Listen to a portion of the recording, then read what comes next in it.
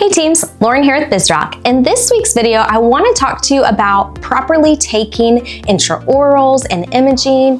Guys, this ranges for every single doctor. Every single doctor is totally different, but it's really important that we have protocols in place for both hygiene and the restorative side, and specifically whether it's a comprehensive or a limited exam, and making sure that somewhere in the office there's clarity from our doctor on what type of images they want, whether it's an FMX, bite wings, pan, intraoral images, how many, what those look like, making sure that when we are capturing images that we're getting all of the proper surface levels and areas so that our doctor can see it whenever they actually walk in the door. For some of our offices, they love to have CBCTs or full mouth scans whenever a patient comes in for comprehensive exams. So every practice is different and every practice has different types of technology, guys.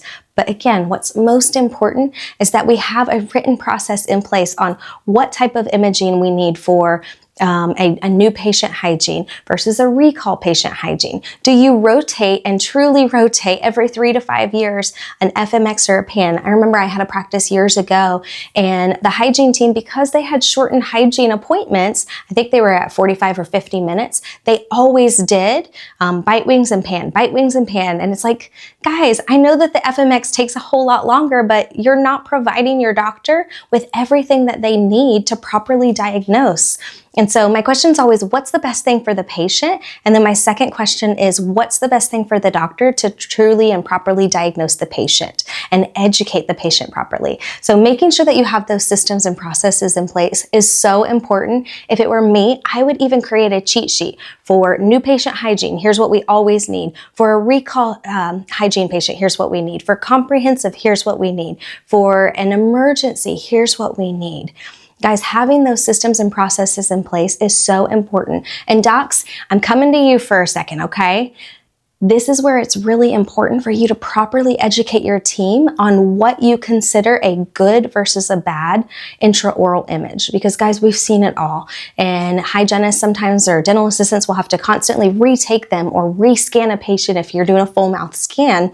And the team members never actually learn because we don't take a couple seconds and just show them and walk them through why you don't like a certain image. And I get it, we're all busy, right? Usually you see a bad image and you're like, just retake it, but you see it whenever you're on the go and you're going from patient to patient to patient to patient.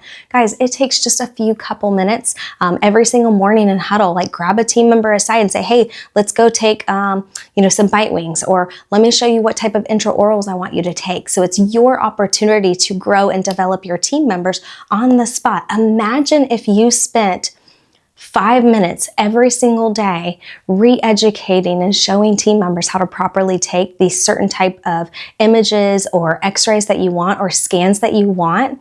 How much greater would your life feel whenever you're treatment planning your patients and educating them? You get the exact images that you want every single time versus being frustrated and then wasting time and asking team members to redo them. Guys, our job as leaders is to develop our team, but they're not mind readers, right? So you've got to spend that time to truly educate them and walk them through what's best for you. As always, guys, we're here for you. If you need anything, reach out to us. Otherwise, we can't wait to see you and serve you soon.